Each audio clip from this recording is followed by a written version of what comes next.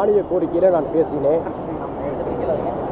என்னுடைய உரையிலே தந்தை பெரியார் அவர்கள் வலியுறுத்திய சாதிவாரி இடஒதுக்கீடு குறித்த கணக்கெடுப்பை முன்னெடுக்க வேண்டும் என்று தமிழக அரசை வலியுறுத்தியிருக்கின்றேன். நீண்ட காலமாக இந்த கோரிக்கையை பாட்டாளி மக்கள் கட்சி உள்ளிட்ட பல கட்சிகள் வலியுறுத்தி வருகின்றன. அதை இன்றைய தினம் மனிதநேய ஜனநாயக கட்சியின் சார்பில் சாதிவாரி கணக்கெடுப்பை தமிழக அரசு எடுக்க வேண்டும் என்று வலியுறுத்தியிருக்கின்றேன். அதுபோன்று தமிழ்நாட்டிலே முஸ்லிம்களுக்கு 3.5% இடஒதுக்கீடு வழங்கப்பட்டு வருகிறது. இது எல்லா துறையிலும் சரியான முறையில் வழங்கப்பட்டு வருகிறதா என்பது குறித்து வெள்ளை அறிக்கையை தமிழக அரசு சட்டமன்றத்தில் தாக்கல் செய்ய வேண்டும் என்று வலியுறுத்தியிருக்கின்றேன். இது மட்டுமல்லாமல்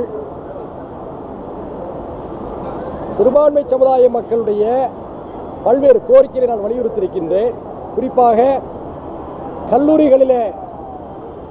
கல்லூரிகளுடைய உரிமையை புதுப்பிப்பது சம்பந்தமாக இருக்கக்கூடிய நடைமுறை சிக்கல்களை கல்வித்துறை கவனத்தில் கொள்ள வேண்டும் என்றும், அதே போன்று திருமண பதிவு மசோதா குறித்து பள்ளிவாசல் ஜமாத்துகள் தரக்கூடிய சான்றிதழையை அரசு எடுத்துக்கொள்ள வேண்டும் என்பதை நான் வலியுறுத்தி பேசியிருக்கின்றேன்.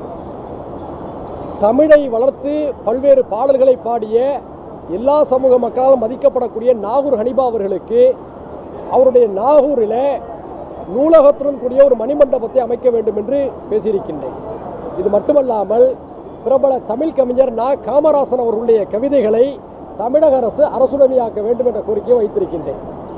இதையெல்லாம் போக சட்டமன்றத்துடைய நேரத்தை அதிகரிக்க வேண்டும். உதாரணத்துக்கு காலை 9 மணிக்கு ஆரம்பித்து 1:30 மணிக்கு முடிக்கணும், மீண்டும் 4 மணிக்கு ஆரம்பித்து இரவு 8 மணி வரை நடத்தணும். நாடாளுமன்றம் எப்படி நடக்கிறதோ அதே போன்று தமிழ்நாடு சட்டமன்றத்தையும் நடத்தி இந்தியாவுக்கே முன்னுதாரணமாக இருக்க வேண்டும் என்ற ஒரு கோரிக்கையை நான் வலியுறுத்தினேன். அது மட்டுமல்ல, உறுப்பினர்களுக்கு ஆளுங்கட்சி எதிர்கட்சி உறுப்பினர் எல்லாருக்கும் ஒரு வேண்டுகோளை வச்சிருக்கேன். என்னன்னு சொன்னோம்னா, தேவையற்ற கருத்துக்களை பேசாதீங்க, சர்ச்சைக்குரிய கருத்துக்களை பேசி நேரத்தை வீணடிக்காதீங்க. இதனால் பல உறுப்பினர்கள் பேசுவது பாதிக்கப்படுகிறது என்ற ஒரு கோரிக்கை வைத்திருக்கின்றேன். அது மட்டுமல்லாமல் எம்எல்ஏக்களுக்கு பயிற்சி வழங்க வேண்டும். எந்தெந்த துறையிலே எந்தெந்த அதிகாரிகளை எவ்வாறு அணுகுவது என்பது குறித்து எம்எல்ஏக்களுக்கு பயிற்சி அளிக்க வேண்டும் என்றும், மேலும் சட்டமன்ற கூட்டத்தொடர் நடைபெறுகின்ற காலகட்டங்களில் சட்டமன்றத்திலோ அல்லது விடுதியிலோ மாலை நேரங்களிலே பட்டிமன்றம், கவியரங்கம் ஆகியவற்றை நடத்தி மன அழுத்தத்தில் இருக்கக்கூடிய எம்எல்ஏக்களுக்கு ஒரு ரிலாக்ஸ் செய்வது குறித்து அரசு பரிசீலிக்க வேண்டும் என்றும் கேட்டுக்கொண்டிருக்கிறேன். அது மட்டுமல்லாமல் தமிழ்நாட்டில் இருக்கக்கூடிய பல நல்ல திரைப்படங்களை இயக்குநர்களை ஊக்குவிக்க வேண்டும் என்று சொல்லி அது குறித்து ஒரு பட்டியலை நான் சட்டமன்றத்தில் பேசி கவன் படத்துக்கும் ஜோக்கர் படத்துக்கும் தமிழக அரசு விருதுகளை வழங்க வேண்டும் என்று நான் பரிந்துரைத்திருக்கின்றேன். இது போன்ற எண்ணற்ற பல்வேறு கோரிக்கைகளை நான் வலியுறுத்தினேன். என்னுடைய அந்த கோரிக்கைகளை ஆதரிக்கும் முகமாக ஆளுங்கட்சி உறுப்பினர்களும் மேஜையை தட்டினார்கள், எதிர்க்கட்சி உறுப்பினர்களும் மேஜையை தட்டினார்கள்.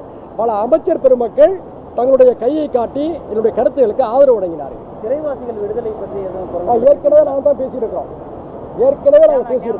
சரியா, வக்குப்பு நிலங்கள் மீட்பு அது சம்பந்தமாக அறிவிப்பு வந்ததோட இருக்கு. கடந்த சட்டமன்ற கூட்டத்தில் இதே அறிவிப்பு. அதாவது எனக்கு கிடைத்த நேரங்கள் 15-20 நிமிடங்கள்.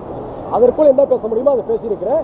நீங்கள் சொன்ன பல்வேறு விஷயங்களை நான் ஏற்கனவே இந்த அவையில் பதிவு செய்திருக்கிறேன்.